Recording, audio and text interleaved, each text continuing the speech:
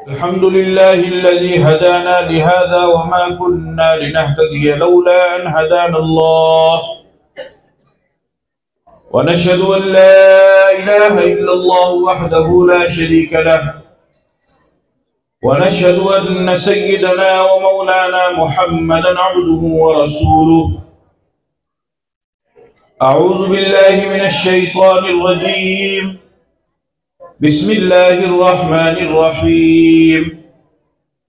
इन्ना अंज़लनाहु फी लैलतिन मुबारकह व क़ाल अल्लाहु तआला फी मक़ामिन आख़र या अय्युहल्लज़ीना आमनू क़ू अन्फुसकुम व अहलीकुम नारा वक़ूदुहा अन्नासु वल हिजारह व अन आइशा रज़ियल्लाहु तआला अन्हा अन्नहा क़ालत क़ाल रसूलुल्लाहि सल्लल्लाहु अलैहि वसल्लम हल तदरीना माज़ा फ़ीहा क़ालत मा फ़ीहा क़ाल रसूलुल्लाहि सल्लल्लाहु अलैहि वसल्लम फ़ीहा अन युक्तब कुल्लु मौलूद बनी आदम फ़ी हाज़िहि सनति व फ़ीहा अन युक्तब कुल्लु हालिक बनी आदम फ़ी हाज़िहि सनति व फ़ीहा तुरफ़अु अअमालुहुम व तुनज़लु अर्ज़ाक़ुहुम औ कमा क़ाल अलैहि सलातु वस्सलाम।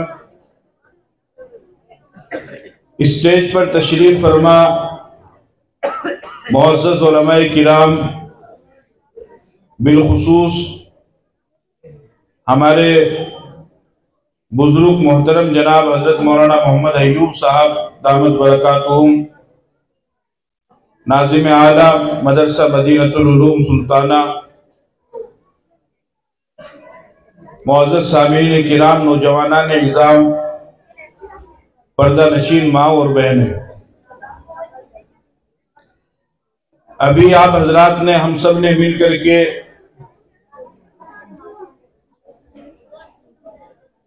इस दीनी स्कूल के बच्चों और बच्चियों के प्रोग्राम को देखा और सुना। मुझे मदरसे, मकतब, मस्जिद, स्कूल, दीनी दुनियावी बहुत सारे प्रोग्रामों में जाने का मौका होता है। आपके यहाँ पर सुल्ताना में पहली मर्तबा मेरी हाजिरी हुई है और अगर मैं सच बताऊं, अपने दिल की बात आपसे शेयर करूं तो मेरे दिल की बात यह है कि आज यहां पर आपके बच्चों का प्रोग्राम देखकर मेरा दिल सिर्फ खुश नहीं हुआ बल्कि बाग बाग हो गया। और दर हकीकत इन बच्चों के पीछे बहुत बड़ा हाथ है, बहुत बड़ी मेहनत है इनके उस्तादों की, इनके टीचरों की, कि जिन्होंने रात दिन एक करके खूब मेहनत मशक्क़त करके इन बच्चों को तैयार किया और इस काबिल बनाया कि ये बच्चे अपने तौर पर आपके सामने दीन की बातें, कुरानी मालूमात, सीरतुन नबी की मालूमात, मुकालमे, तकरीर, नातिया कलाम, कुरानी आयात व दीगर चीज़ों को पेश कर सकते हैं। आप हजरात से यही दरख्वास्त है कि आप हजरात इस इदारे की तरफ मुकम्मल तवज्जो दीजिए, ध्यान दीजिए, लगाव लगाइए और इस इदारे में काम करने वालों का खूब बढ़ चढ़ करके ताउन कीजिए। तो इंशाअल्लाह अज़ीज़ अल्लाह की ज़ात से उम्मीद है कि आज आपका ये इदारा जहां पर है, आने वाले दिनों में इससे भी ज्यादा तरक्की पर पहुंचेगा इंशाअल्लाह।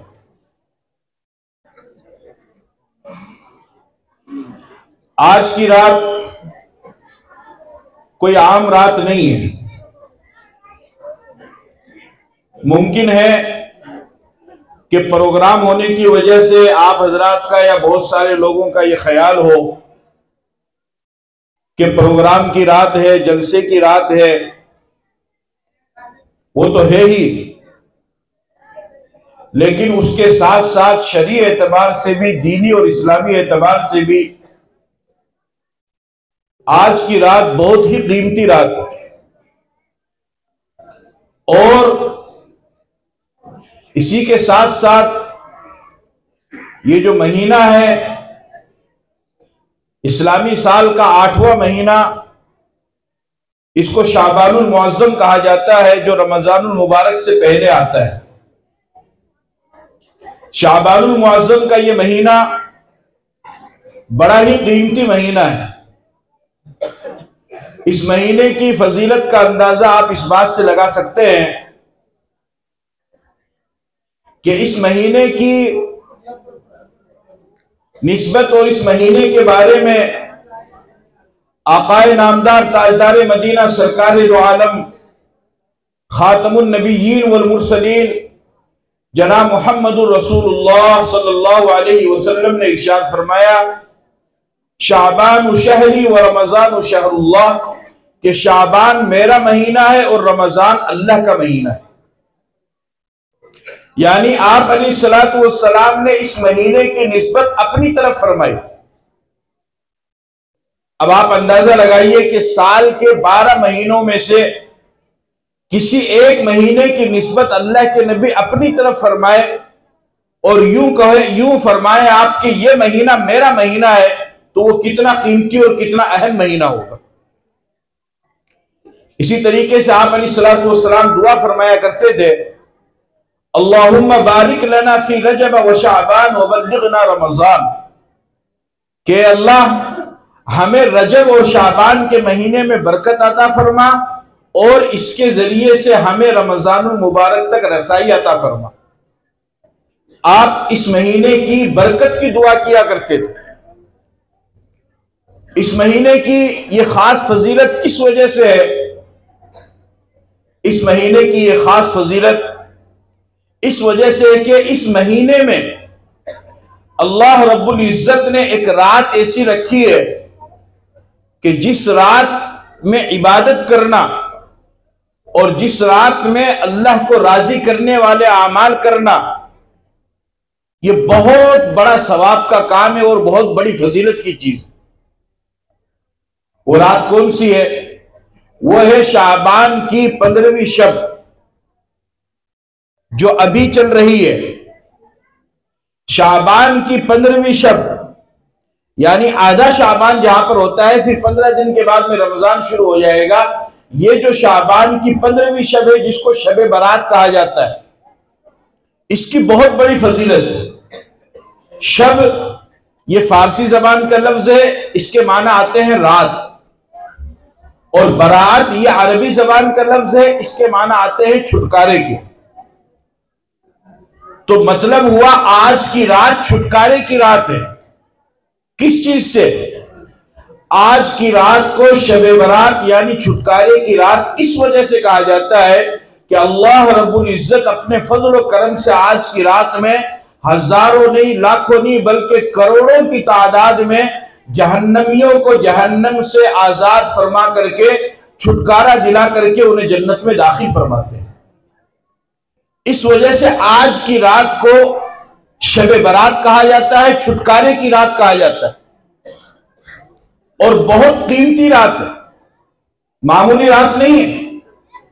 इस वजह से मैं आप हजरात से यह दरखास्त कर रहा हूं कि दीन की बात करना और दीन की बात सुनना, ये दोनों इबादत है।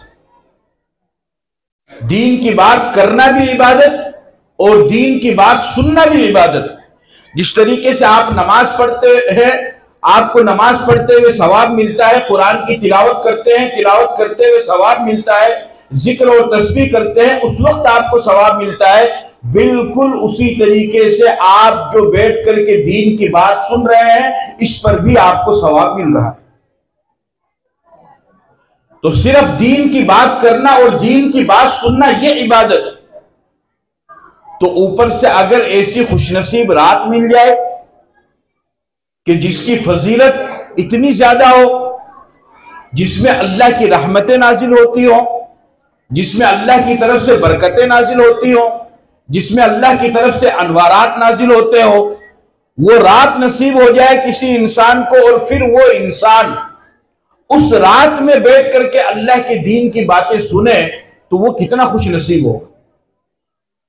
इसलिए आप हजरात इस रात की अहमियत को अपने जहन और दिलो दिमाग में बिठा करके आप मेरी गुफ्तगू को सुनेंगे और ये इरादा कीजिए कि जब तक मेरी गुफ्तगू मुकम्मल नहीं हो जाएगी आप इसी तरीके से तवज्जो के साथ में सुनते रहेंगे।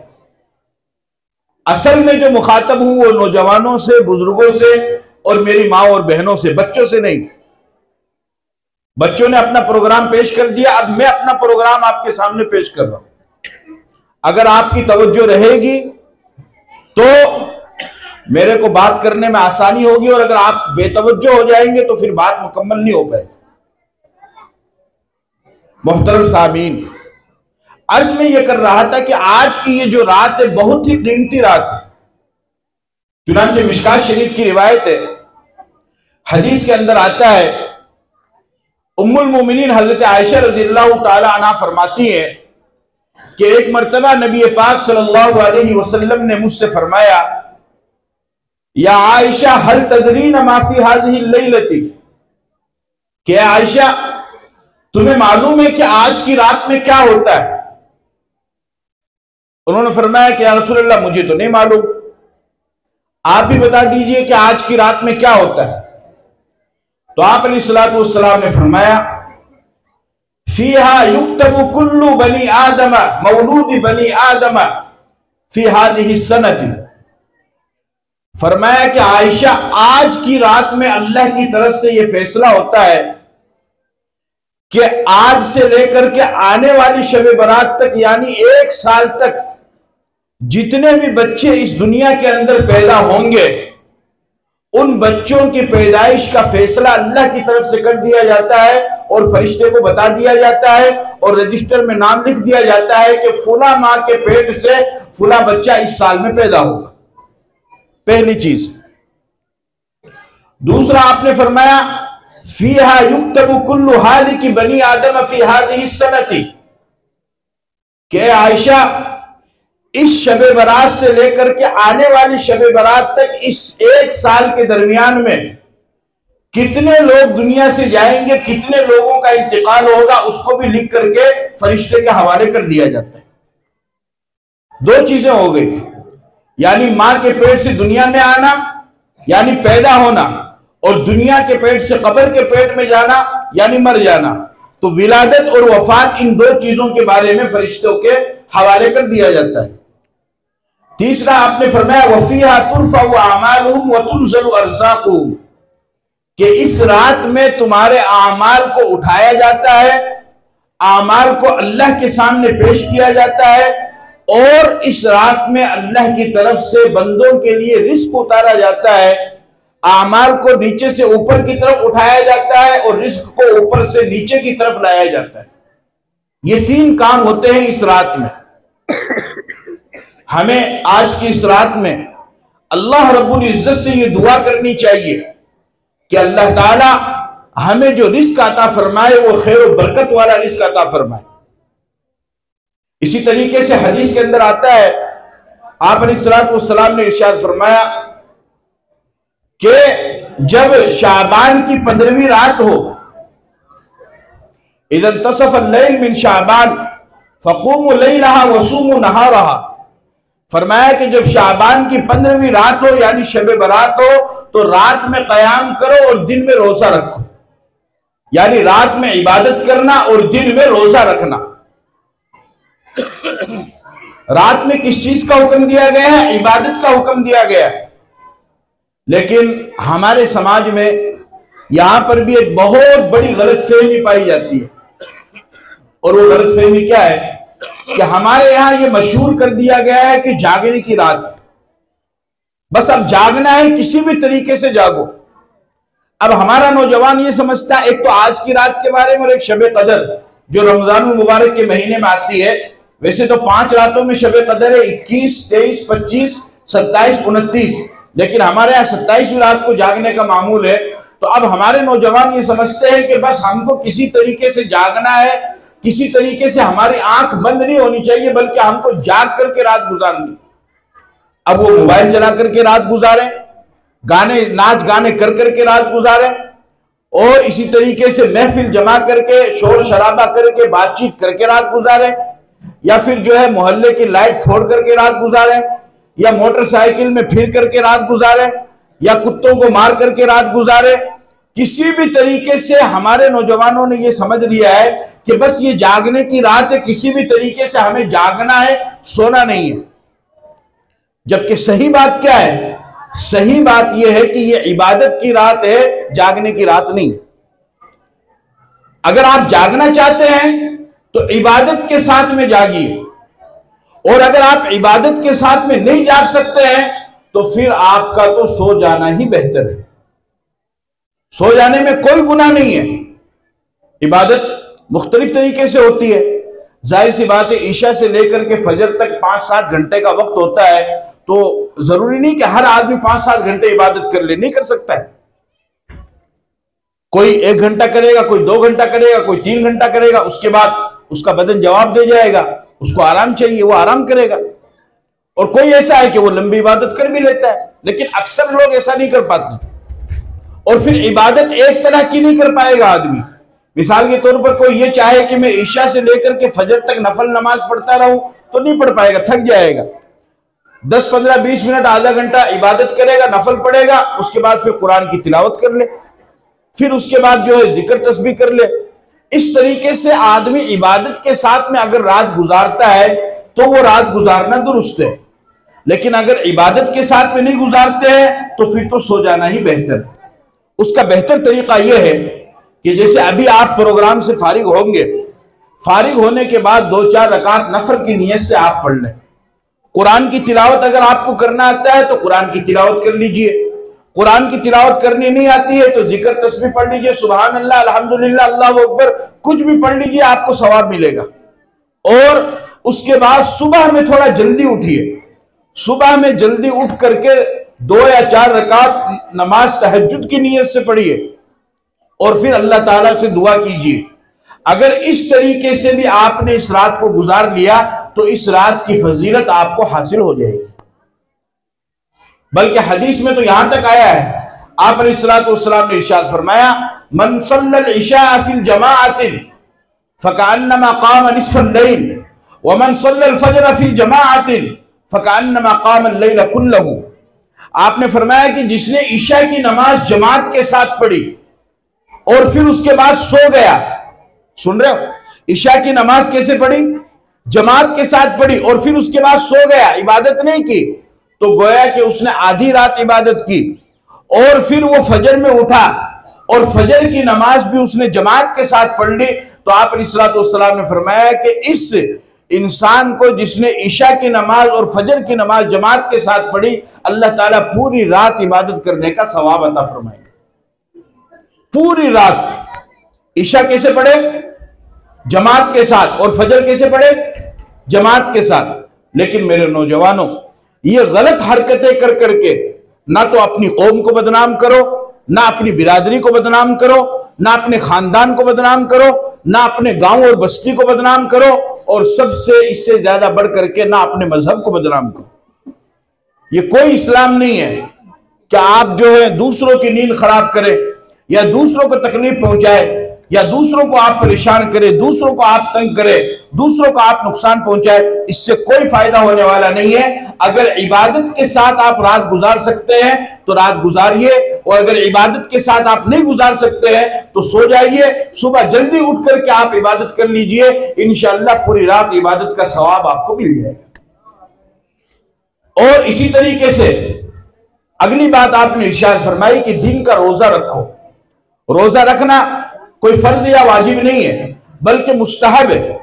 अगर आप रखेंगे तो आपको सवाब मिलेगा, और नहीं रखेंगे तो कोई गुनाह आपको नहीं होगा। लेकिन ये मुस्तहब है, रखेंगे तो सवाब है, नहीं रखेंगे तो कोई गुनाह नहीं। ये 2 अमल अल्लाह के नबी सल्लल्लाहु अलैहि वसल्लम ने बतलाया।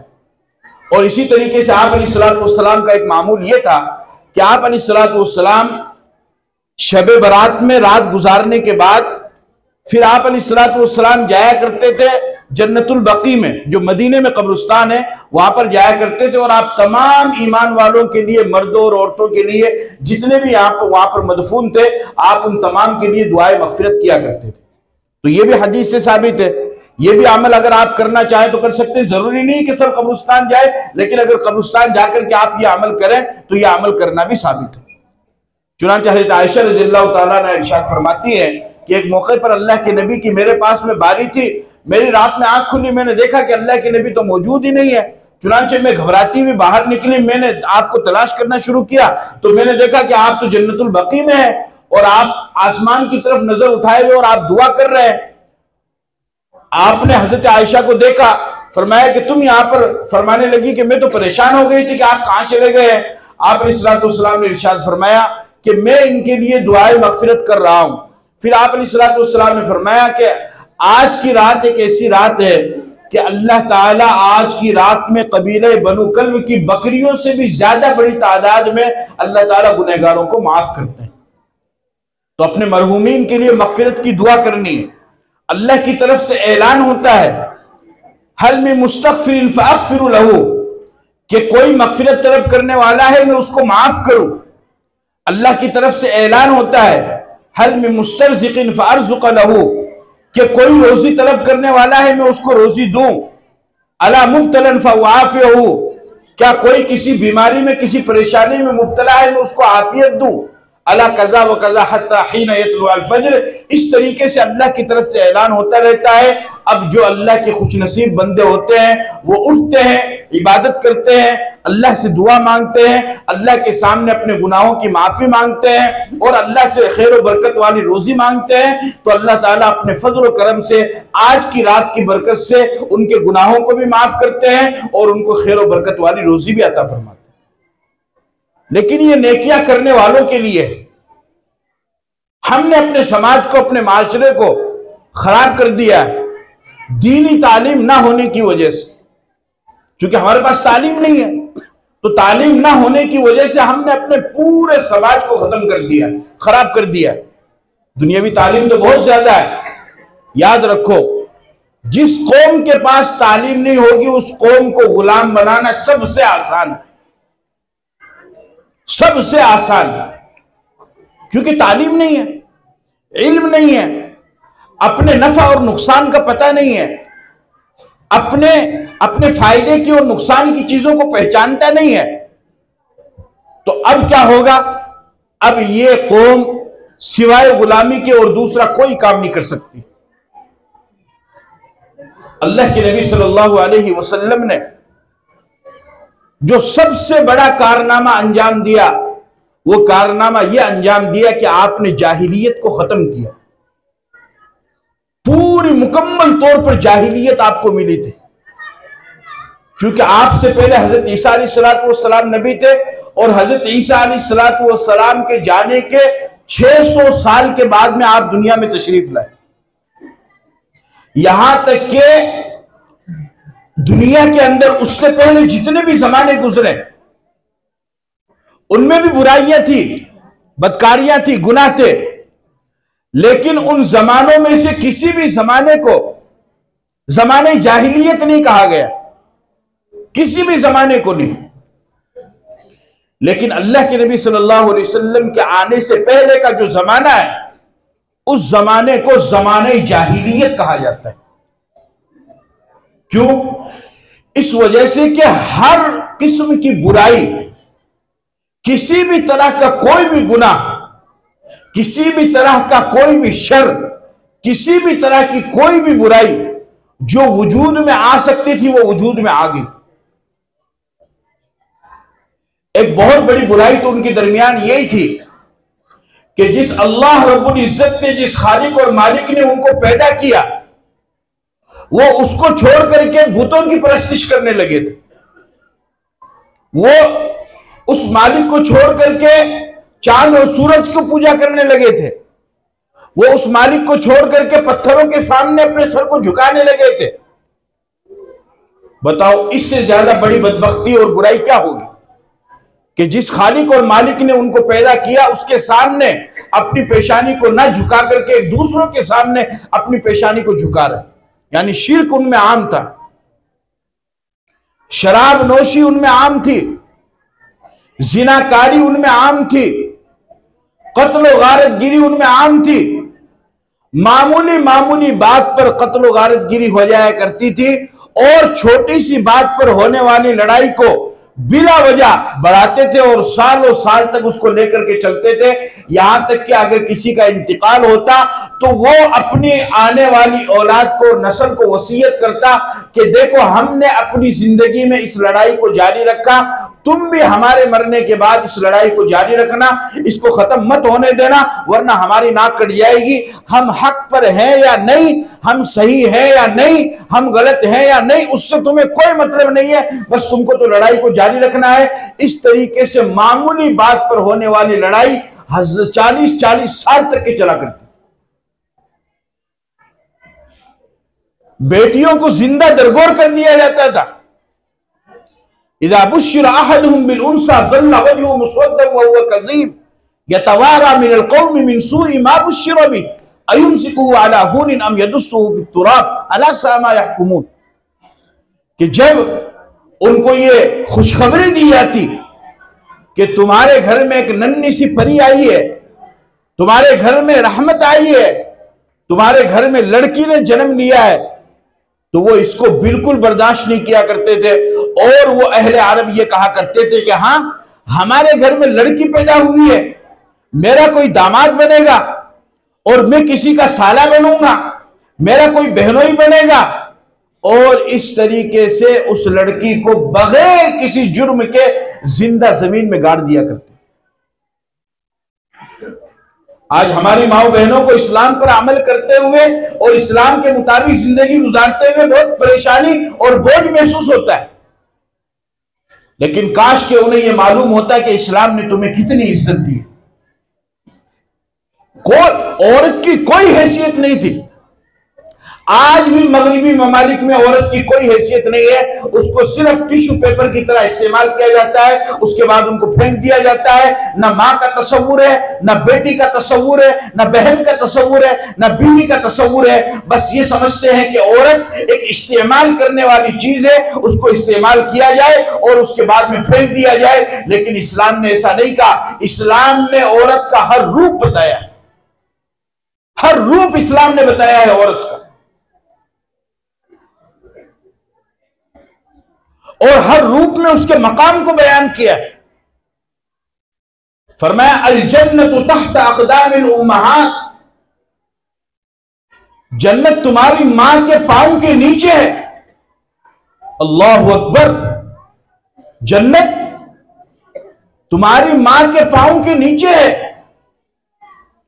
जिस जन्नत को नमाजी नमाज में तलाश कर रहा है, जिस जन्नत को रोजेदार रोजे में तलाश कर रहा है, जिस जन्नत को हाजी हज में तलाश कर रहा है, जिस जन्नत को तवाफ करने वाला तवाफ में तलाश कर रहा है, जिस जन्नत को कुरान की तिलावत करने वाला कुरान में तलाश कर रहा है, जिस जन्नत को सदका खैरात करने वाला सदका खैरात में तलाश कर रहा है, अल्लाह रब्बुल इज्जत का नबी फरमाता है कि वो जन्नत तुम्हारे मां के पांव के नीचे। कितना बड़ा मकाम।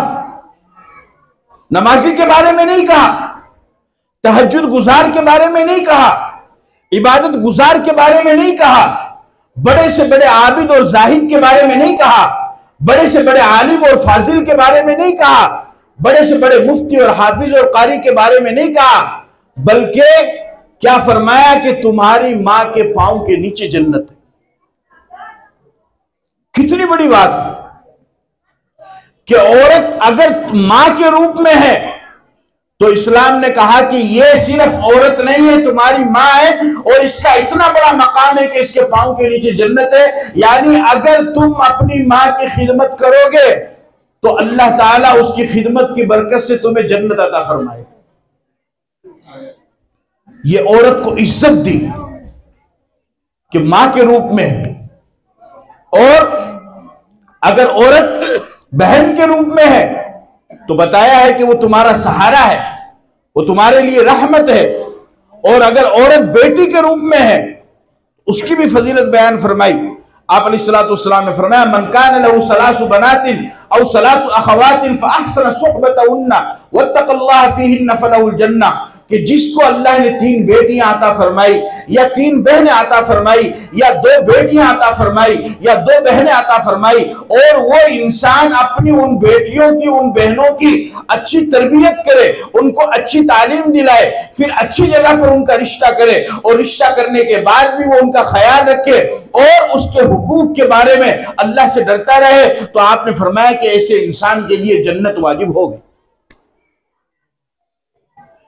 फरमाया, मनी बितुलिया बिशैइन मिनल बनाति फसबर अलैहिन्ना कुन्न लहू हिजाबन मिनन नार, कि जिसको अल्लाह ने बेटियां दी और वो बेटियों की पैदाइश पर सब्र कर ले, नाक ना बनाए, मुंह ना बनाए, भवे ना चढ़ाए, गुस्सा ना हो और अपने सीने को ना पीटे, अपने आप को तालान तान ना करे, बल्कि उन बेटियों के पैदा होने पर सब्र करे और अल्लाह का शुक्र अदा करे, तो आप अलैहिस्सलाम ने फरमाया कि उस इंसान के ऊपर जहन्नम की आग हराम है।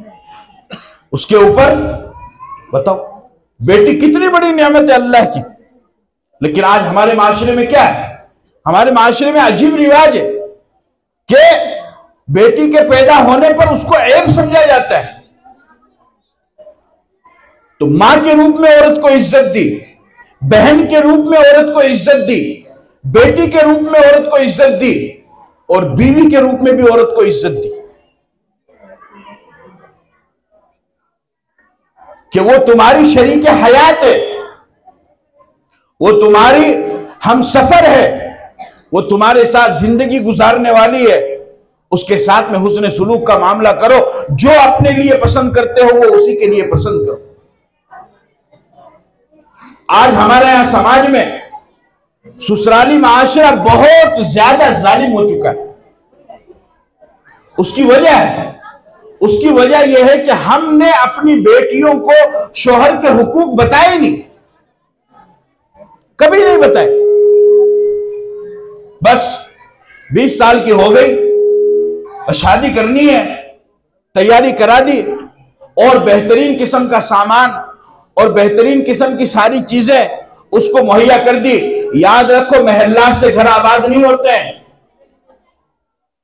बेहतरीन फर्श से घर आबाद नहीं होते, बेहतरीन चिलमिलाती गाड़ियों से घर आबाद नहीं होते, बेहतरीन आरामदेह बिस्तर से और एसी और कूलर से घर आबाद नहीं होते हैं। घर आबाद होते हैं अच्छे अखलाक से, घर आबाद होते हैं अच्छी आदत से।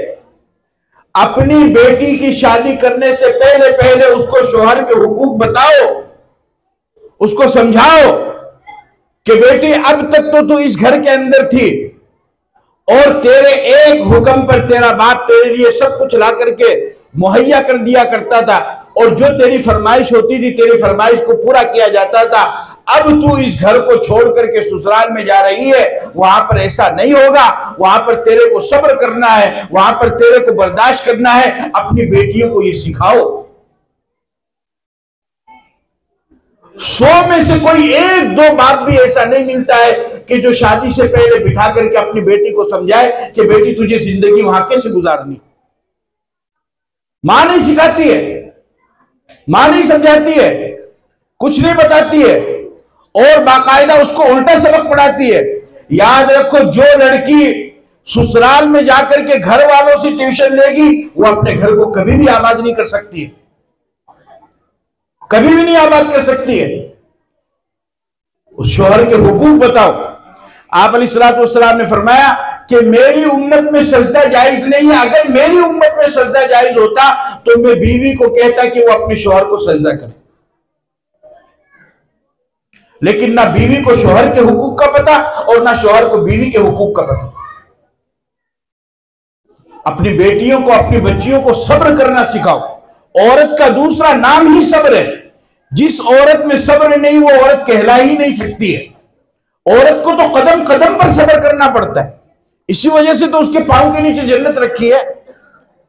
वो पैदा हो जाए तब लोग भवे चढ़ाते हैं, उस वक्त उसे सब्र करना है।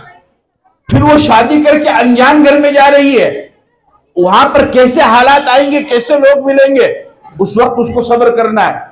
फिर अगर शादी के 2-4 साल के बाद में औलाद ना हो तो फिर ताना मिलता है, उस पर उसको सब्र करना है। और अगर औलाद में उसको खाली बेटी ही बेटी हो जाए, उस पर औरत को ताना मिलता है, उस पर भी उसको सब्र करना है।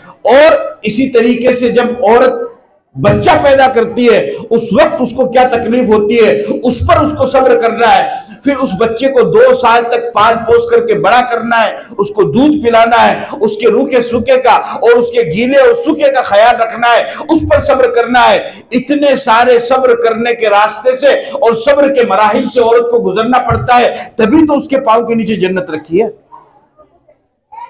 लेकिन अगर वो सब्र ना करे तो वो औरत नहीं कहलाई जा सकती है।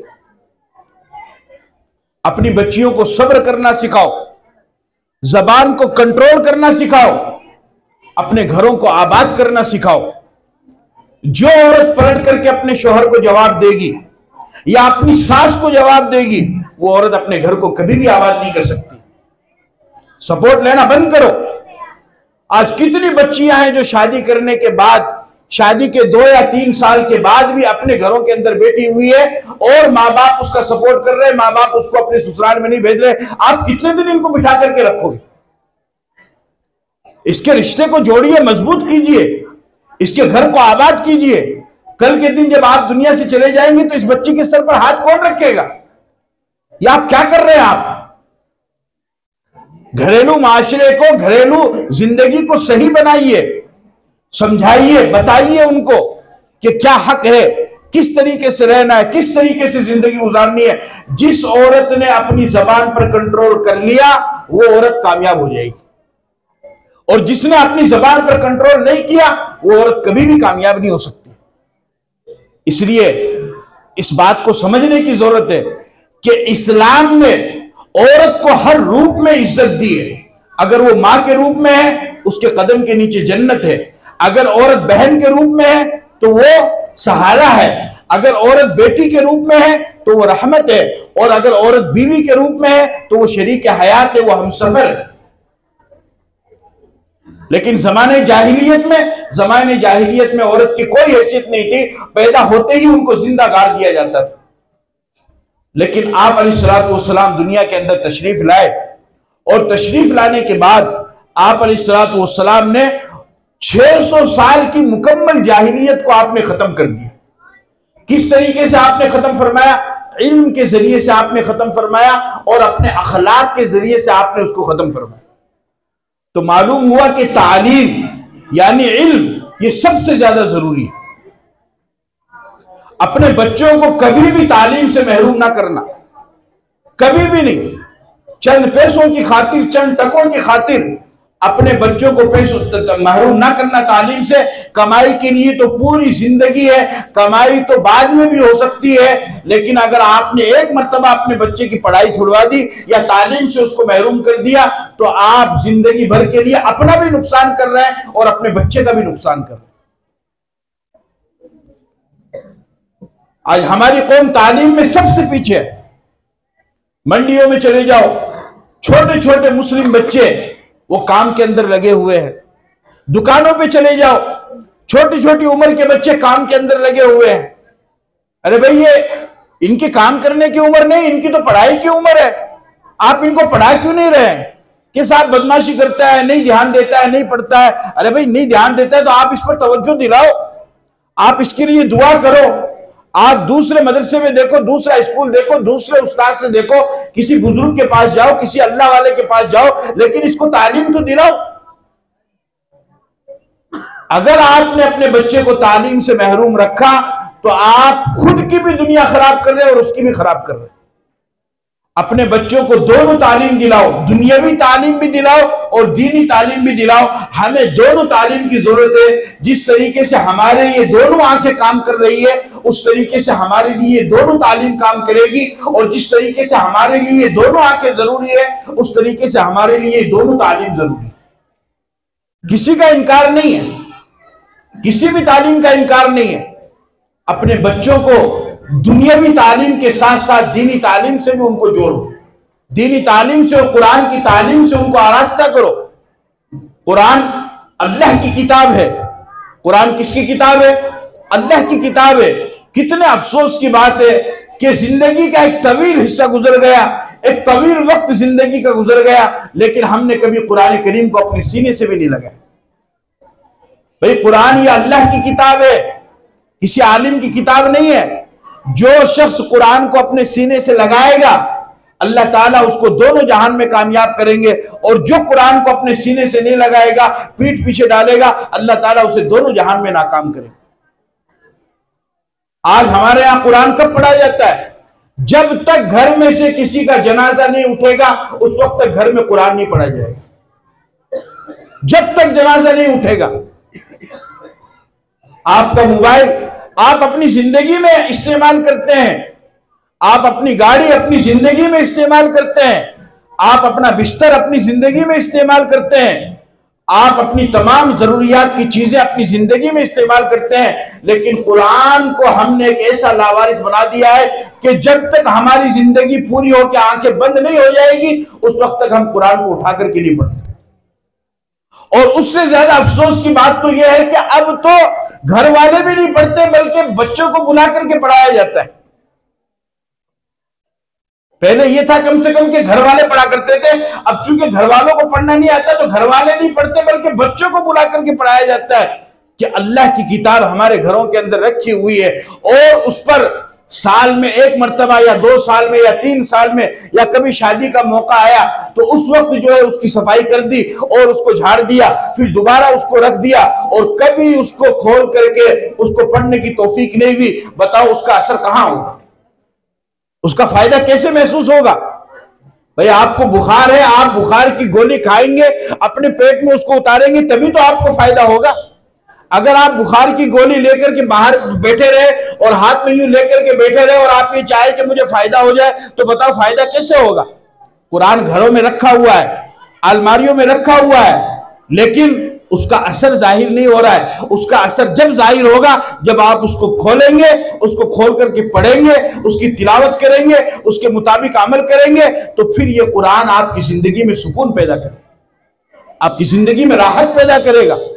क्या बेहतरीन जमाना था अभी पिछले जमाने तक कि सुबह के वक्त में जब किसी मोहल्ले से मुस्लिम मोहल्ले से गुजरना होता था तो हमारी बूढ़ी माएं और बहनें वो अपने घरों में कुरान करीम की तिलावत किया करती थी कि उनकी हल्की हल्की गुनगुनाहट को सुन करके मालूम हो जाया करता था कि ये मुस्लिम मोहल्ला है, इसमें मुस्लिम खवातीन जो है तिलावत कर रही है। लेकिन अब तो सूरत हाल ये है कि अब तो सूरज ये कंफ्यूज हो जाता है कि मैं पहले निकल गया या फिर ये लेट तक सोए हुए। हाँ, क्योंकि सूरज ने तो हमेशा मुस्लिम कौम को अपने से पहले उठते हुए देखा है, सूरज ने हमेशा मुस्लिम कौम को अपने से पहले निकलते हुए देखा है। सूरज ने कभी भी मुस्लिम कौम को बिस्तर पर पड़े हुए नहीं देखा। लेकिन आज की सूरत हाल यह है कि सूरज मुस्लिम कौम की अक्सरियत को बिस्तर पर पड़े हुए देखता है तो वो भी हैरान और शद्दर रह जाता है। बताओ, जो कौम सूरज के निकलने के बाद तक बिस्तर पर पड़ी रहती हो वो कौम कामयाब कैसे हो? और फिर रोना रोते हैं कि रोजी में बरकत नहीं है, फिर रोना रोते हैं कि काम नहीं लग रहा है, धंधा पानी कौन लाग रहा, कोई काम ही कौन लाग रहा, कोई तावीज करके दो, कोई वजीफा करके दो। तो भाई धंधा पानी लगेगा कट से? आप अलैहिस्सलाम ने फरमाया नौम सुबह तमनउ रिज़्क़ा, कि सुबह का सोना रोजी को रोक देता है, सुबह का सोना रिस्क को रोक देता है। सवेरे आदमी सोएगा तो सवेरे जगेगा, लेकिन 12, 1, 2 बजे अगर जाकर के नौजवान सोएगा तो सुबह फजर में वो कहां से उठेगा? उसके लिए कोई तलाश नहीं है, कोई जरिए माश की तलाश नहीं, कोई फिक्र नहीं है। और 8, 9, 10 बजे सोकर उठने के बाद फिर कहते हैं कि साहब हमें तो रोजी नहीं मिलती है, हमें हमारी तरफ तो जो है अल्लाह हमारी सुनवाई नहीं कर रहा है। अल्लाह आपकी सुनवाई नहीं कर रहा है, वो गैर ईमान वालों को रिस्क दे रहा है, वो जानवरों को रिस्क दे रहा है, जो उसे नहीं मानते वो उसे भी रिस्क दे रहा है, जो उसका इनकार करते हैं, जो उसको गाली देते हैं वो उसको भी रिस्क दे रहा है। आप तो उसका कलमा पढ़ते हो, आप तो उसके ऊपर ईमान लाते हो, आप तो उसकी इबादत करते हो, तो आपको वो किस महरूम करेगा?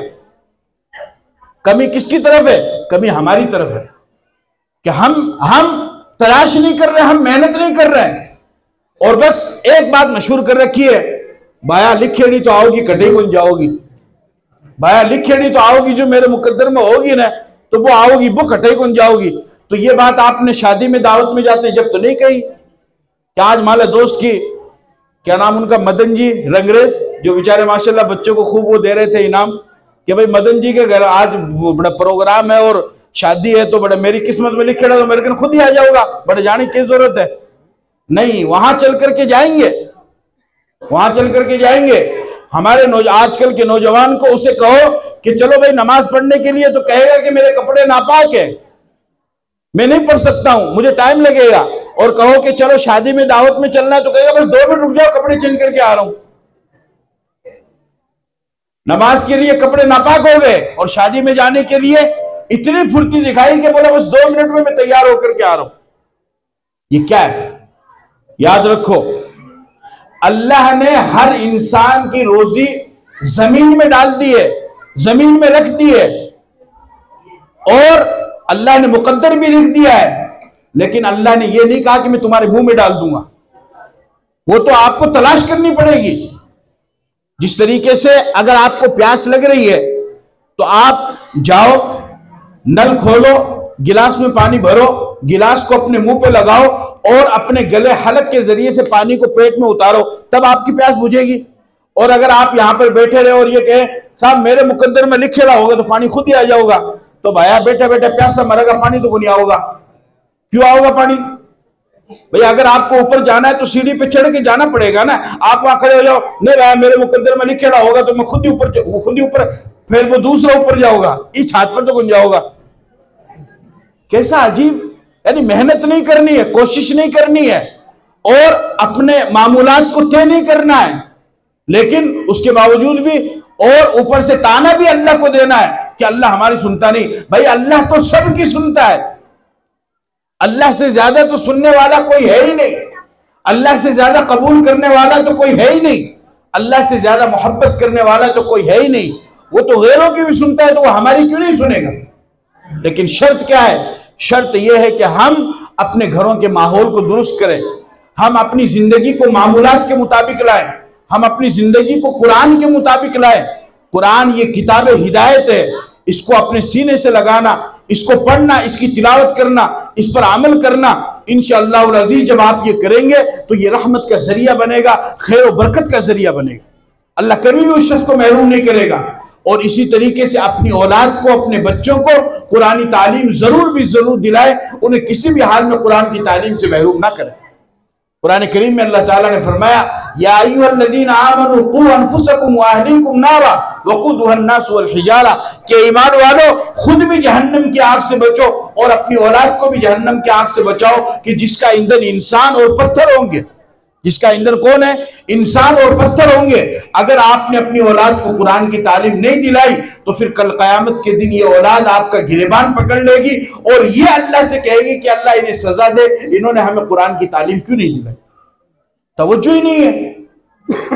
60 साल की जिंदगी गुजर गई, 70 साल की जिंदगी गुजर गई, 80 साल की जिंदगी गुजर गई, इतनी अजीमुशान किताब जो अल्लाह ने अपनी तरफ से जिब्राइल अमीन के जरिए से अपने पाक पैगंबर के ऊपर उतारी, 23 साल के अरसे में उतारी और सारी इंसानियत की हिदायत के लिए उतारी।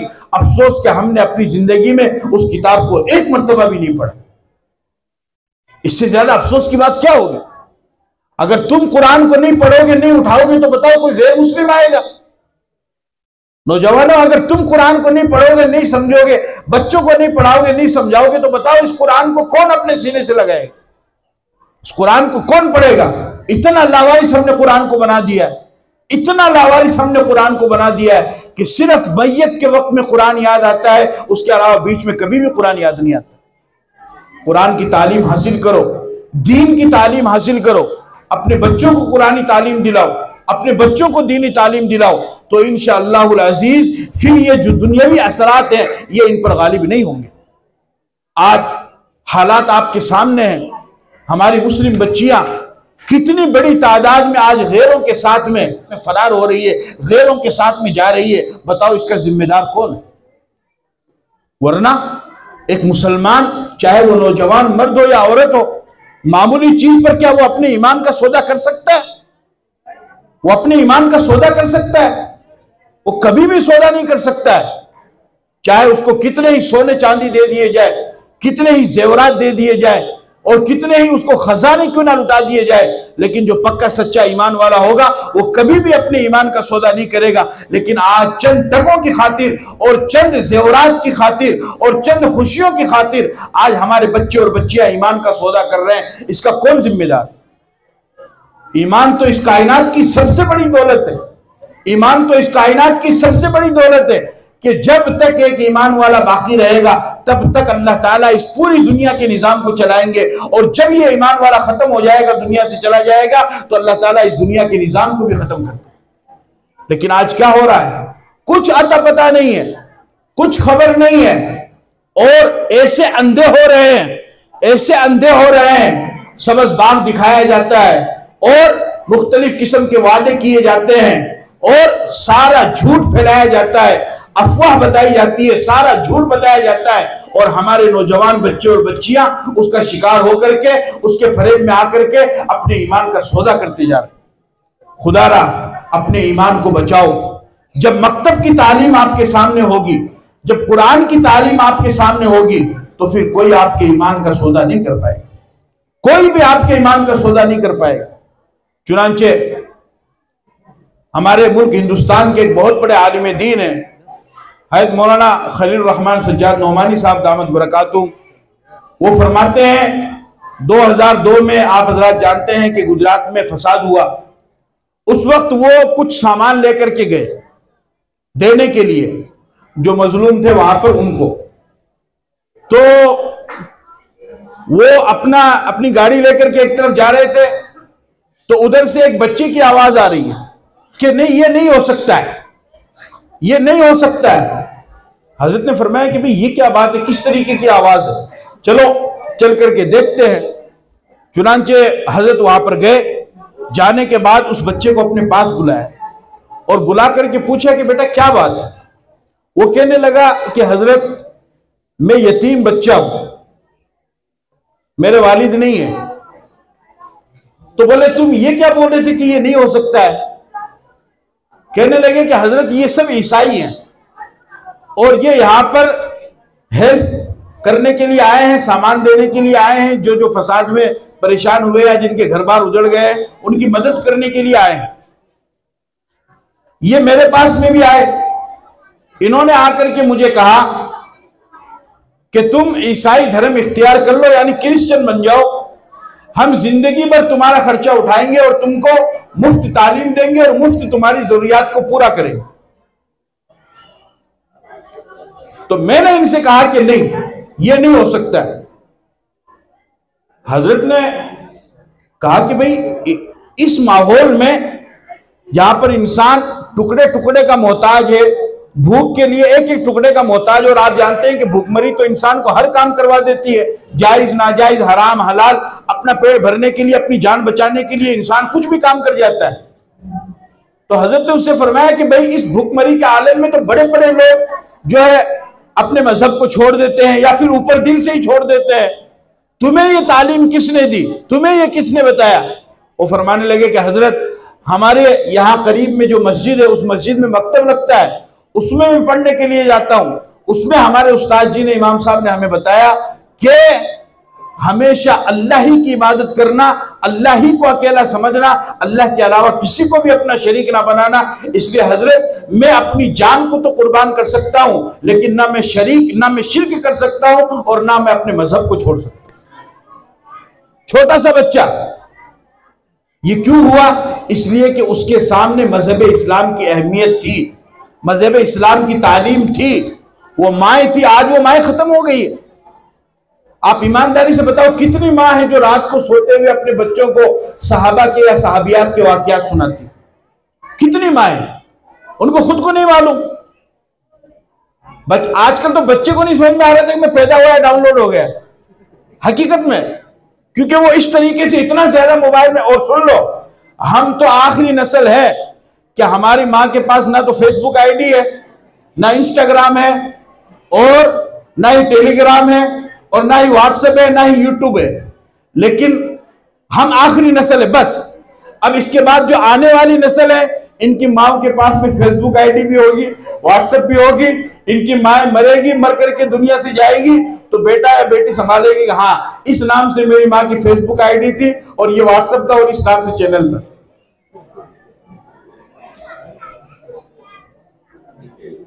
कभी तौफीक नहीं हुई कि अल्लाह का नाम ही बच्चे को सिखाए बताए। अगर बच्चे को सिर्फ कुरान की तिलावत सुनाए ना, कुरान की तिलावत सूरह यासीन या सूरह रहमान, तो उसका भी बहुत बड़ा फायदा होता है। सुनाते ही नहीं, कौन सुनाएगा? खुद नहीं सुनते हैं, खुद नहीं सुनते हैं, तो फिर अपने बच्चे को कहां से सुनाएंगे? अरे भाई मोबाइल है, ठीक है, उसको इस्तेमाल करो, लेकिन सही तो इस्तेमाल करो। बच्चे के दिल के ऊपर जो डालेंगे आप, वो तो बच्चे का दिल तो साफ होता है, उसके ऊपर जो आप डालेंगे वही उसके ऊपर नकश हो जाएगा। अब वो गाने चल रहे हैं, फिल्में चल रही है, गालियां चल रही है और ना जाने किस तरीके से शो चल रहे हैं, और वो सब बच्चा देखता है, फिर उसी तरीके से बच्चा वो नाफरमान होता है। फिर उसके बाद में आगे मौलवी का तावीज करो ना, बात ही कौन मानना है? एक कोई इलाज करके दो ना, बात ही कौन मानना है? अच्छा जी, क्या इलाज करा?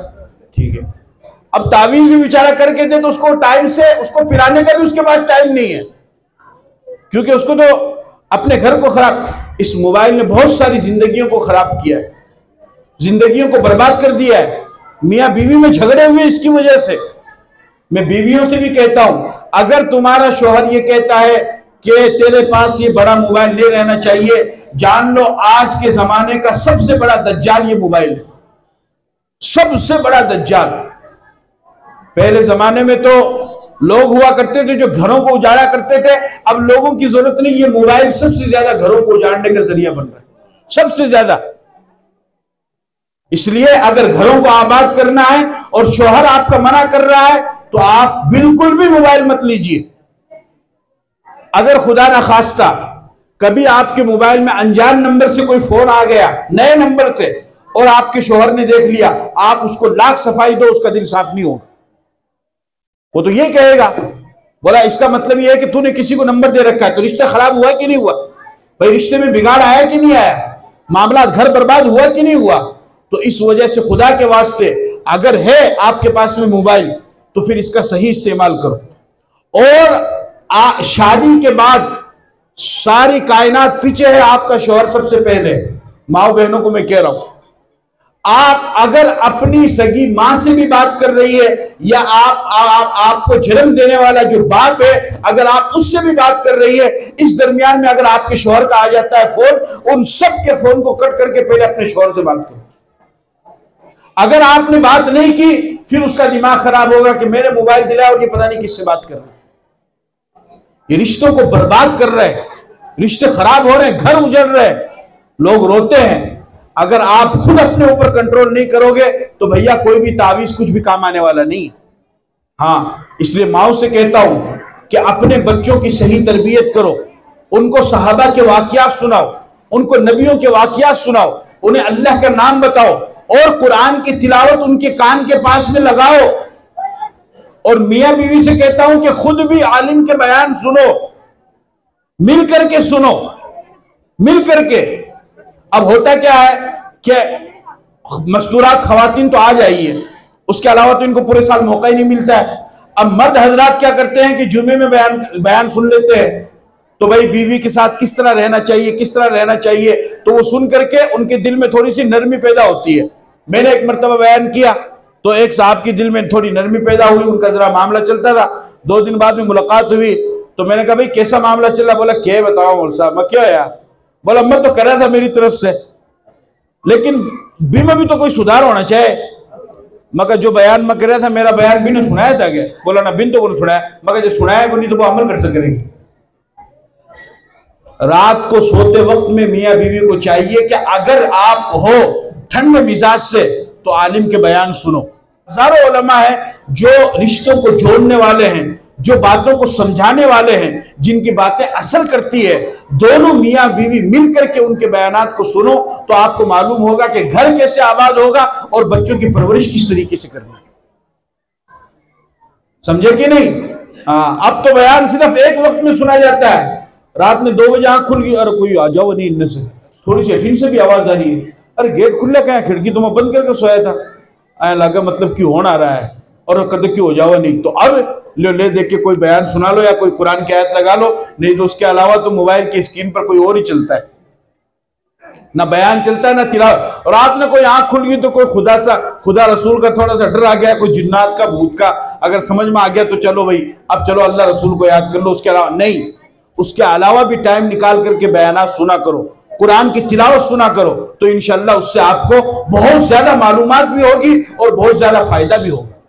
चुनांचे माओ ने किस तरीके से अपने बच्चों की तरबियत की। ख्वाजा मोइनुद्दीन चिश्ती अजमेरी रहमतुल्लाह अलैह बहुत बड़े अल्लाह के वली गुजरे, आप सब हजरात जानते हैं। उनको सुल्तानुल हिंद कहा जाता है, हिंदुस्तान का बादशाह, सुल्तानुल हिंद। और हकीकत है कि आज ख्वाजा मोइनुद्दीन चिश्ती अजमेरी रहमतुल्लाह अलैह को दुनिया से गए हुए हजारों साल का अरसा गुजर गया, लेकिन उसके बावजूद भी आज भी लोग जिस अकीदत और मोहब्बत के साथ उनके यहाँ जाते हैं और उनके सामने जाते हैं, उनके लिए दुआ करते हैं, आप उसका बखूबी अंदाजा लगा सकते हैं। लेकिन उनकी तरबियत किसने की? बंगाल के दौरे से वापस आए, हजारों लोगों ने कलमा पढ़ा, हजारों लोगों ने तौबा की, तो बड़े खुश थे। माँ ने पूछा कि खुश कैसे हो? क्या अम्मा जान खुश क्यों ना हो? इतनी बड़ी तादाद में लोगों ने कलमा पढ़ा और तौबा की। फरमाने लगे कि इसमें तेरा कोई कमाल नहीं है, इसमें मेरा कमाल है। फरमाया कि अम्मा जान आपका कमाल कैसे है? फरमाया कि बेटा मैंने तुझे जब भी दूध पिलाया बगैर वजू के मैंने तुझे कभी भी दूध नहीं पिलाया, और मैंने तुझे हमेशा दाएं तरफ से दूध पिलाया, बाएं तरफ से मैंने कभी भी दूध नहीं पिलाया। जब ऐसी माँ होगी तो बेटा तो ख्वाजा अजमेरी बनेगी। ख्वाजा बाकी बिल्ला रहमतुल्लाह अलैह, बख्तियार काकी रहमतुल्लाह अलैह, कैसी उनकी माँ ने उनकी तरबियत की। कितने बड़े बुजुर्ग, कैसी तरबियत की कि मदरसे में जाते हैं और मदरसे से दोपहर में पढ़ करके आते हैं तो माँ रोटी पका करके अलमारी में रख देती है, और वो माँ से रोटी मांगते हैं तो माँ कहती है कि बेटा मुसल्ला बिछा, 2 रकात नमाज पढ़, अल्लाह से दुआ कर, अल्लाह रोटी दे देगा। मुसल्ला बिछाए, 2 रकात नमाज पढ़ी, अल्लाह से दुआ की, उधर अलमारी में रोटी रख दी। कहा अम्मा जान मैंने तो दुआ कर ली। का बेटा अलमारी में देख ले, अल्लाह ने दे दी होगी। चुनांचे अलमारी में देखा तो वहां पर रोटी रखी हुई है। एक मर्तबा किसी मौके पर किसी शादी में किसी तकरीब में गई, वहां पर आने में ताखीर हुई और बच्चे का स्कूल से आने का वक्त हुआ मदरसे से, और वो घबरा रही, परेशान हो रही कि अल्लाह आज तो मैं अलमारी में रोटी नहीं रखूंगी और उसको रोटी नहीं मिलेगी और उसका ईमान तेरी जात के ऊपर से उठ जाएगा। ए अल्लाह तू मेरी लाज रखना, मैं किस तरीके से करूं? जब घर में आई, घर में दाखिल हुई तो देखा कि बख्तियार काकी तो बेटा तो आराम से सो रहा है। कहा बेटा तूने खाना खा लिया? कहा अम्मा जान मैंने तो खा लिया। कहा कैसे खाया? क्या आप ही ने तो बताया था, मुसल्ला बिछाया, 2 रकात नमाज पढ़ी, अल्लाह से दुआ मांगी, अलमारी में जाकर के रोटी को देखा, मुझे रोटी मिल गई। और कहने लगे कि अम्मा जान आज जैसा खाना मुझे मिला था इससे पहले तो ऐसा खाना मिला ही नहीं था। क्योंकि आज तो खाना कहां से आया था? आज खाना आसमान से आया था। आज खाना कहां से आया था? आज खाना आसमान से आया था। हाँ, हमारी माओ की कोख सूखी हो गई है, अफसोस है, हमारी माओ की कोख अब हरी नहीं रही। इसी वजह से तो ऐसे वली और ऐसे कुतुब और अब्दाल पैदा होना बंद हो गए। आज के इस इजलास से जितनी भी माए बहनें आई हुई हैं उन सबको मैं जिम्मेदारी के साथ ये अर्ज कर रहा हूं कि अपने मां होने का फर्ज निभाओ, अपने बच्चों की अच्छी तरबियत करो। बच्चे का पहला स्कूल, बच्चे का पहला मदरसा, बच्चे का पहला कॉलेज वो मां की गोद है। मां की गोद से जैसा बच्चा तालीम हासिल करेगा वैसी ही तालीम बच्चे को फिर आगे तक लेकर के जाएगी।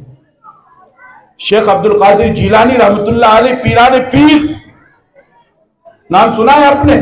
महबूब सुबहानी, पीराने पीर शेख अब्दुल कादिर जिलानी रहमतुल्लाह अलैह इल्म हासिल करने के लिए जा रहे हैं जिलान से बगदाद। मां ने कुछ पैसे दिए और उन पैसों को यहां पर सी दिया और एक काफिले के साथ में रवाना हो गए। और जाते हुए मां ने सिर्फ एक नसीहत की कि बेटा झूठ नहीं बोलना। थोड़ी दूर पहुंचे, डाकुओं ने पूरे काफिले को लूट लिया। एक डाकू शेख अब्दुल कादिर जिलानी के पास आता है, छोटे से बच्चे हैं, अभी तो तालीम हासिल करने मदरसे में जा रहे हैं, कि तुम्हारे पास क्या है? कि मेरे पास तो ये पैसे हैं। कि कहां है? बोले ये। बोले किसने दिए हैं? बोले मेरी माँ ने सी के दिए हैं। वो डाकू कहने लगा, वो उसको उनको अपने सरदार के पास लेकर गया। उस सरदार का नाम था अहमद बदवी। तो साहब ये एक अजीब सा लड़का मिला है, इसके हालात सुनो, इसकी कारगुजारी सुनो। तो क्या नाम है? कहा अब्दुल कादिर। कहां से आए हो? जिलान से। जा कहां रहे हो? बगदाद। क्यों? इल्म हासिल करने। क्या है तुम्हारे पास में? ये पैसे हैं। कहां है? ये रे। वो कहने लगा कि तुम्हारी आंखों के सामने तुम्हारे साथ में जो काफिला आया था, हमने उस पूरे काफिले को लूट लिया, तो तुम्हें थोड़ा सा भी डर नहीं लगा? तुम्हें एहसास नहीं हुआ? और तुम तो बच्चे हो, तुम तो मासूम हो। अगर तुम थोड़ी देर के लिए झूठ भी बोल देते, तुम ये भी कह देते कि मेरे पास में तो कुछ भी नहीं है, तो हम तो वैसे भी तुम्हारे ऊपर शक नहीं करते। भाई मासूम बच्चा ये क्या झूठ बोलेगा? और अगर हो गए भी तो थोड़े बहुत पैसे होंगे तो तुमको लूट कर, हम तो बड़े काफिले वालों को लूटते हैं, तो तुम झूठ बोल के अपनी जान बचा लेते। फरमाने लगे कि जब मैं घर से चला था, मेरी मां ने नसीहत की थी, बेटा चाहे जान चली जाए झूठ ना बोलना। क्या ना करना? झूठ ना बोलना। बस ये बात कहनी थी। इस बात का ऐसा असर हुआ कि वो तमाम डाकू जो वहां पर मौजूद थे, उन्होंने कहा कि ये मासूम सा बच्चा अपनी मां की छोटी सी नाफरमानी करने को तैयार नहीं है, और हमने अपनी जिंदगी के 50-60 साल अल्लाह की नाफरमानी में गुजार दिए। शेख अब्दुल कादिर जिलानी की सच बोलने की बरकत से उन तमाम डाकुओं ने वहां पर तौबा की और हमेशा के लिए सही रास्ते पर चलने वाले बने। इसमें असल करामत किसकी है? असल मेहनत किसकी है? शेख अब्दुल कादिर जिलानी की है या उनकी मां की है? असल मां की है। आदमी तो कमाने के लिए चला जाता है, आदमी तो काम पे चला जाता है। असल बच्चे की और बच्ची की तरबियत कौन करेगी? वो मां करेगी। बेशक बाप भी जरूरी है, बाप की निगरानी भी जरूरी है, और बाप का नजर रखना भी जरूरी है, बाप का बच्चे का ख्याल रखना भी जरूरी है, लेकिन मां का उससे भी ज्यादा हक बनता है कि वो बच्चे की अच्छी तरबियत करे। लिहाजा मेरे अजीजों, मेरे दोस्तों, आप सब हजरात से दरखास्त है कि आज के इस प्रोग्राम में ये वादा करके उठिए कि हमारे घर का कोई भी बच्चा या बच्ची कुरान की तालीम से महरूम नहीं रहेगा इंशाअल्लाह। हाथ उठाओ, कौन कौन इसका इरादा करते हैं? सीधा हाथ उठाओ। क्या हमारे घर का कोई भी बच्चा या बच्ची कुरान की तालीम से महरूम? या तो आप भेजे, और अगर अब तक आपने नहीं भेजा है तो माशाल्लाह ऐसा बेहतरीन इदारा अल्लाह ने आपको दिया है कि इसमें दीनी तालीम के साथ दुनियावी तालीम भी आपको साथ में मिल रही है, और 8वीं क्लास तक यहाँ पर स्कूल भी है। इससे ज्यादा बेहतर तरीका क्या होगा कि आपको डबल मेहनत नहीं करनी पड़ेगी, बल्कि एक ही जगह पर आपको दोनों तालीम मिल रही है आपके बच्चों को। तो खुदारा अपने बच्चों को तालीम से महरूम ना करें, बल्कि उन्हें तालीम दिलाएं। आप उन्हें आलिम बनाओ नहीं बनाओ वो आपकी मर्जी है, हाफिज बनाओ नहीं बनाओ वो आपकी मर्जी है, लेकिन यह है कि कम से कम कुरान तो उनको पढ़ा दो, नमाज तो उनको पढ़ा दो, और नमाज जनाजा तो उनको पढ़ा दो। अगर इतना भी आपने नहीं किया और तालीम से उनको महरूम रखा या सिर्फ दुनियावी तालीम दिलाई, तो फिर इस सूरत में ये औलाद आपको कभी भी माफ नहीं करेगी, और आपका दोनों जहान में खसारा और नुकसान ही होगा।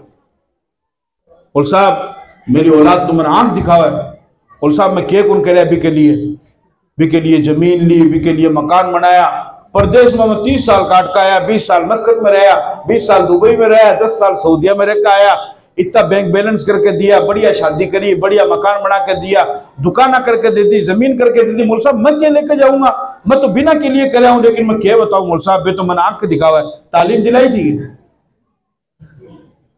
तालीम दिलाई थी क्या? बैंक बैलेंस से क्या होगा? बल्कि जितना ज्यादा बैंक बैलेंस जमा करोगे औलाद उतनी ज्यादा हरीस होगी। ये हकीकत है, लालची होगी। भैया आज के जमाने में कोई का वो नहीं, सिर्फ खुदा और माँ बाप भी के अलावा सब है ना मतलब परस्त है। साफ सुथरी बात है।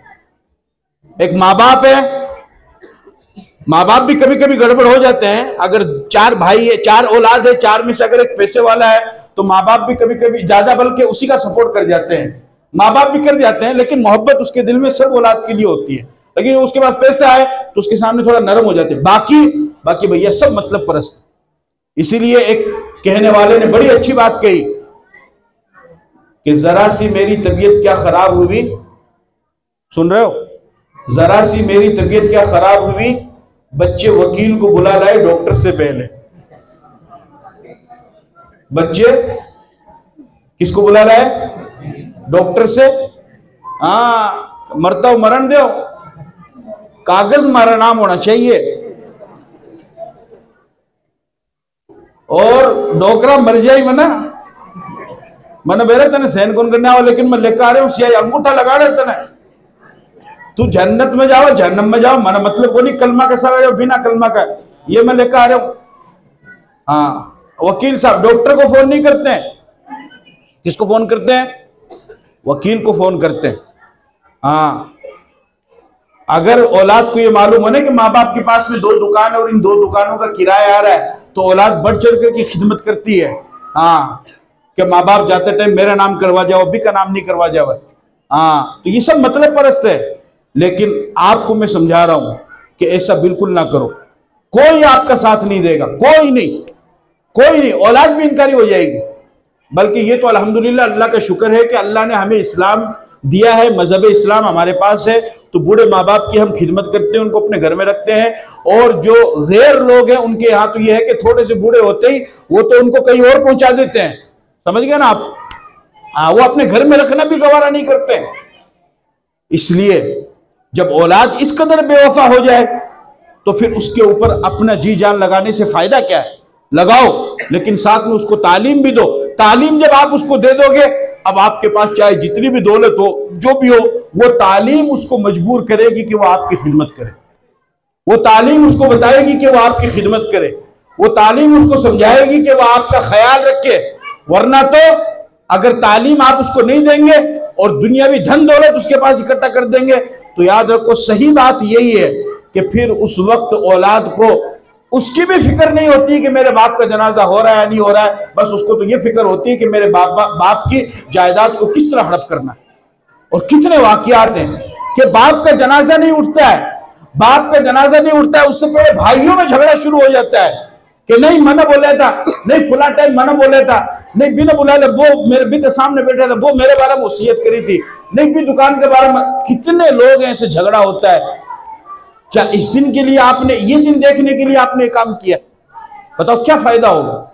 इसलिए दुनियावी तालीम भी दिलाओ, लेकिन साथ में दीनी तालीम भी दिलाओ। कोई दुनियावी तालीम ना दिलाओ। अगर सिर्फ दुनियावी तालीम दिलाएंगे तब भी आप महरूम रहेंगे। चुनांचे मौलाना इरशाद साहब दारुल देवबंद के बहुत बड़े मुबल्लिग गुजरे हैं।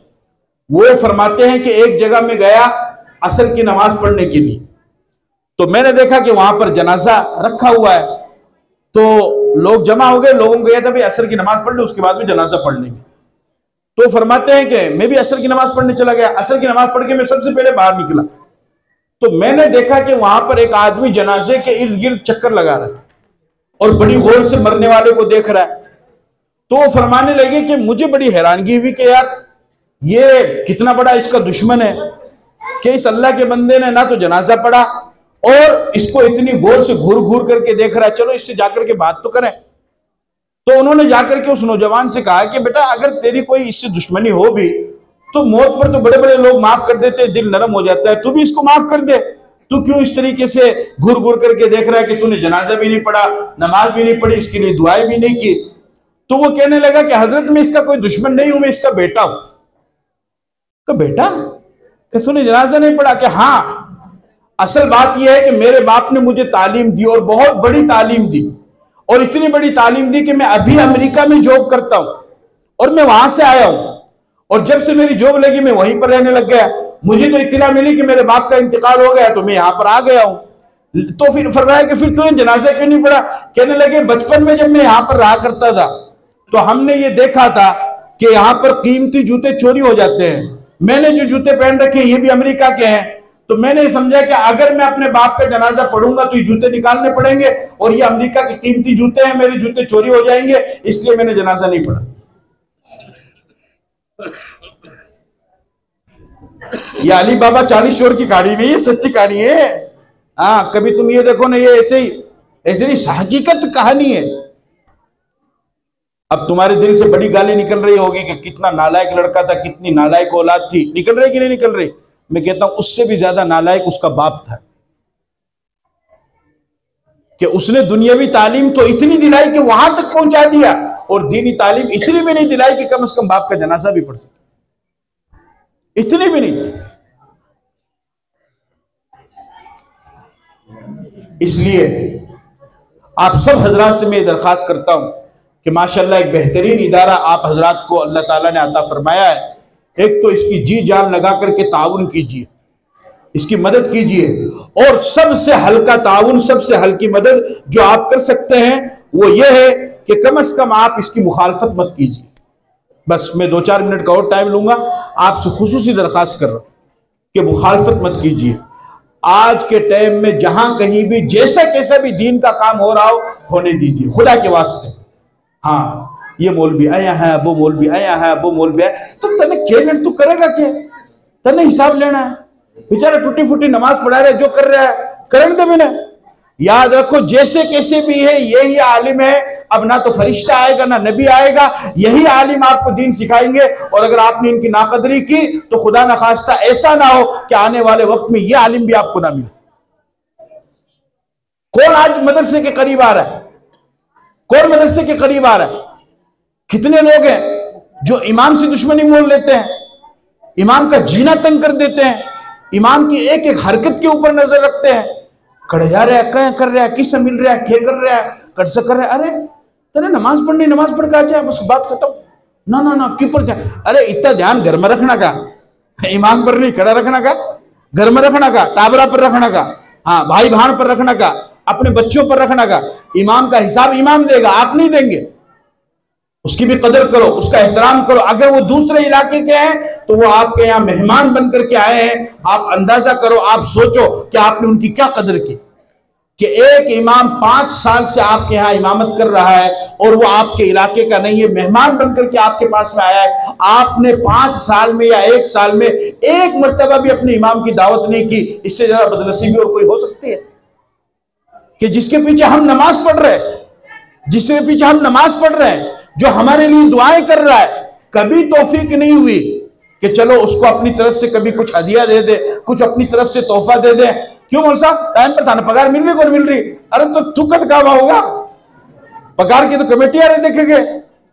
तने भी कोई दुआ लेनी कौन लेनी, अल्लाह का बंदा, तने भी कुछ खुसूसी दुआ लेनी कौन लेनी है? उसके भी बाल बच्चे हैं, वो भी इंसान है, उसका भी ख्याल रखो। ऐसा ना करो।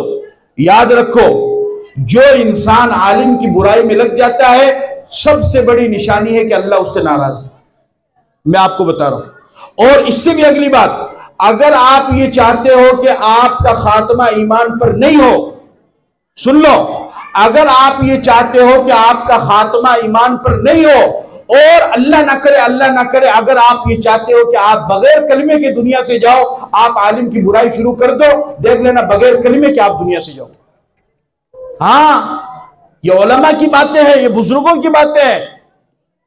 मौलाना रशीद अहमद गंगोही रहमतुल्लाह अलैह फरमाते हैं कि जो इंसान अपनी जिंदगी के अंदर आलिम की बुराई करता है या उसको तंग करता है, उसको परेशान करता है, कब्र में रखने के बाद कब्र खोल करके देख लेना, फरमाते हैं कि मैं गारंटी देता हूं उसका चेहरा काबे से फिरा हुआ होगा।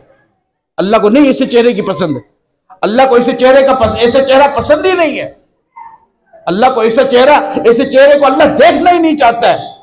क्यों? इस वजह से कि आलिम किसका वारिस है? नबी का वारिस है। किसका वारिस है? नबी का वारिस है। अब नबी, अरे यार मैं नबी के जमाना में होते ना, मैं तो दावत करता, मैं आपकी खिदमत करता, मैं आपके लिए लोटा में पानी लेकर आता, मैं आपका सिर दबाता। करते ना तमन्ना? करते कि नहीं करते? अरे बोलो भाई, करते कि नहीं करते? तो उसको हासिल करना है तो आलिम की कर ले। जिसने आलिम की इज्जत की उसने नबी की इज्जत की। जिसने आलिम को खाना खिलाया उसने नबी को खाना खिलाया। जिसने आलिम को पानी पिलाया उसने नबी को पानी पिलाया। और जिसने आलिम की इज्जत की उसने नबी की इज्जत की। नबी तो पलट के नहीं आएगा, उसका जो वारिस है उसकी जो खिदमत करेगा तो अल्लाह ताला उसको भी उसी तरीके से पसंद करेंगे। महबूब अल्लाह ताला उसको पसंद फरमाएंगे। और जो आलिम से मोहब्बत करेगा अल्लाह ताला उसकी नस्लों में किसी ना किसी को जरूर हाफिज कुरान या आलिम दीन बनाएंगे। अगर आज हमारे खानदान में, हमारी पूरी बिरादरी में और गुज़िश्ता इन 15, 20, 30, 50 सालों में अगर आज हमारी बिरादरी में एक भी आलिम या एक भी हाफिज पैदा नहीं हुआ है तो आया मत सोचिए कि मुल्ला बनकर क्या मिल लगा। ये देख लियो कि अल्लाह कबूल ही कौन कर रहा है। बस बात साफ सुथरी है। क्योंकि कुरान मौलवी की किताब तो है ही को नहीं, जो मौलवी जबरदस्ती थाने जो है पढ़ा दे होगा। मौलवी कुरान तो की किताब है, अल्लाह की किताब है तो अल्लाह ही कौन लेना चाह रहा है? क्यों? कि हो सकता है कि हमारे खानदान में या हमने किसी आलिम की नाकदरी की है जिसकी वजह से ये सिला हमको मिल रहा है। इस वजह से मैं आप सब हजरात से दरखास्त करता हूं कि अगर किसी आलिम के साथ भलाई कर सकते हो तो करो, और नहीं कर सकते हो तो बुराई भी मत करो, किसी की बद्दुआ मत मोल लो। अपनी तरफ से कोई फायदा कर सकते हो तो फायदा कर दो, और अगर अपनी तरफ से कोई फायदा नहीं कर सकते हो तो खुदा के वास्ते उसको नुकसान भी नहीं पहुंचो। आप इसका इरादा करते हैं? अरे करते हैं इरादा। अब आखिरी बात मैं आपसे कहता हूं, एक शेर पढ़ता हूं, उस शेर को आपको समझना है। बच्चों का प्रोग्राम आपने सुना, अच्छा लगा आपको, इसीलिए इनाम दिया ना। किसी ने किसी को दिया और किसी ने सबको दिया। माशाल्लाह बढ़ चढ़ करके हिस्सा लिया, बहुत अच्छी बात है। और भी ज्यादा लो, इससे बच्चों के अंदर हौसला अफजाई पैदा होगी। नाचने गाने वाले को तो उस दिन तो जो है पूरी गड्डी लेके आते हैं और थूक लगा लगा के, हाँ ये बढ़िया डांस किया, पर पूरा कैमरा रहा मठे अठी नजर कर, हाँ 20 की गड्डी 50 की, लेकिन को कुरान कलमा दीन से दिखाए तो फिर तो जेब भी हरकत भी नहीं होती। लेकिन माशाल्लाह मैंने आप लोगों को ये देखा कि माशाल्लाह आप लोगों में जज्बा है कि आप लोगों ने सबका ताउन और भी ज्यादा करो, इससे बच्चे में हौसला अफजाई पैदा होगी। लेकिन एक बात सुनो,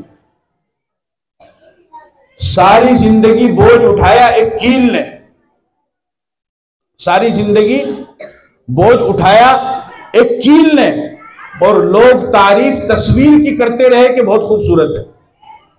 कुछ समझ में आया?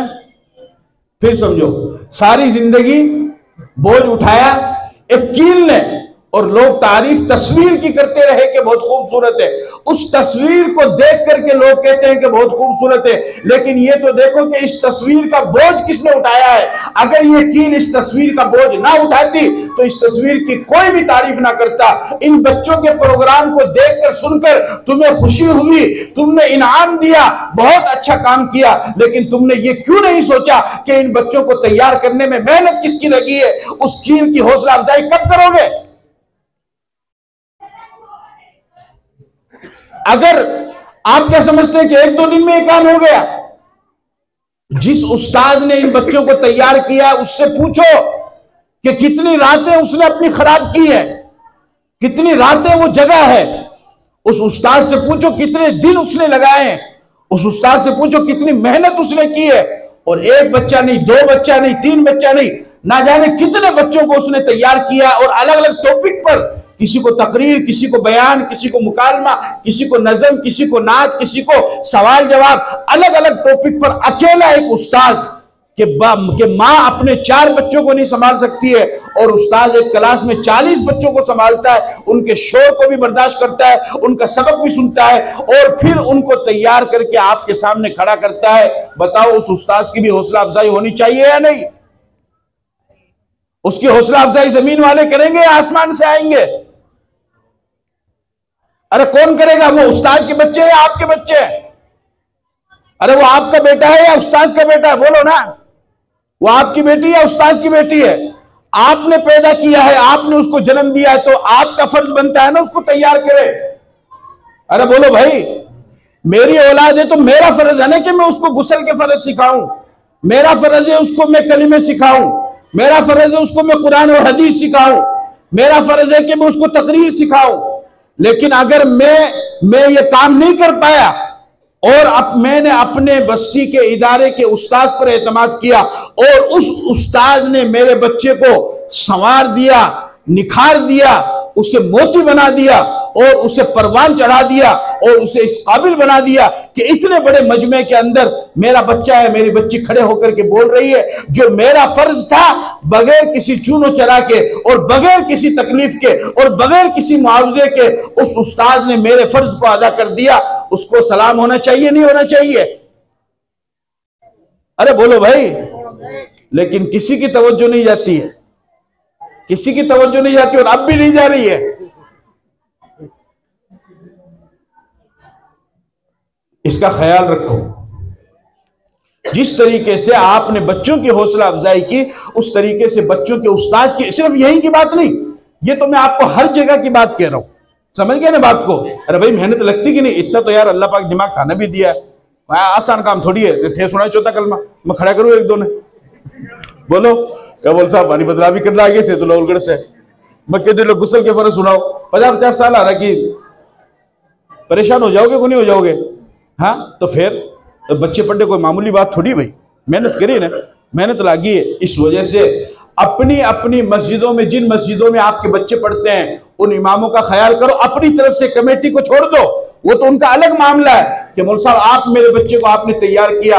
अल्हम्दुलिल्लाह ऐसे ऐसे लोग मौजूद है। कल परसों की खबर है कि एक उस्ताद ने उनके बच्चे को हाफिज कुरान बनाया तो उसके बाप ने इनाम में 12 लाख रुपए उस्ताद को दिए।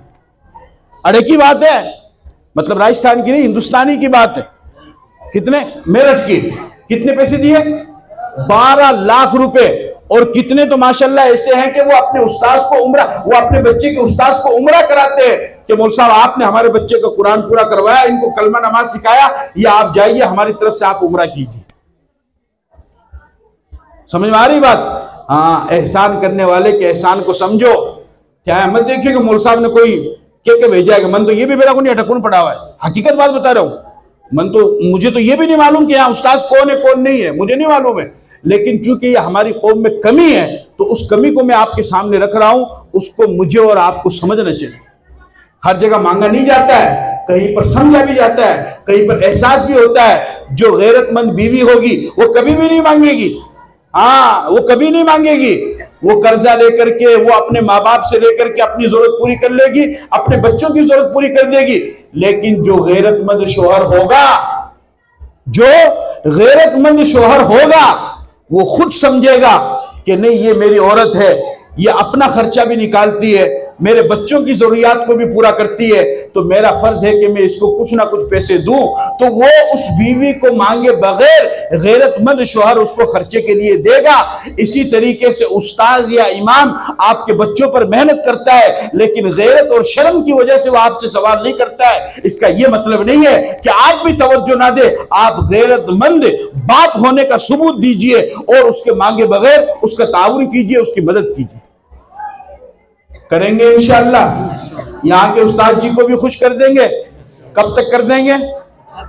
ठीक है, आज कर दिए भाई, कोई बात को नहीं। आज तो शब बरात में भी ज्यादा सवाब मिलेगा। ठीक है ना? कौन है यहाँ के उस्ताद? अच्छा, ये आप ही है क्या? माशाअल्लाह, अल्लाह ताला कबूल फरमाए। माशाअल्लाह, आपने बहुत अच्छी मेहनत की है, बच्चों के प्रोग्राम को सुना है। इंशाअल्लाह बस्ती वाले आपको खुश करेंगे और आइंदा आप ये उम्मीद कर लो, अहद कर लो कि इससे भी ज्यादा मेहनत करेंगे इंशाअल्लाह। और इनके अलावा जो अइम्मा हजरात है, जो दूसरी मस्जिद है, वहां पर आपके बच्चों को पढ़ाया जाता है, तो उनको भी ख्याल रखना है, बिना पीछे मत गिर दियो। हाँ, सबका ही ध्यान रखना है, सबका ही ख्याल रखना है, ठीक है ना? उनका भी ताउन करना है। अल्लाह ताला मुझे और आपको अमल की तौफीक अता फरमाए। व आखिरु दावाना अनिल हम्दुलिल्लाहि रब्बिल आलमीन।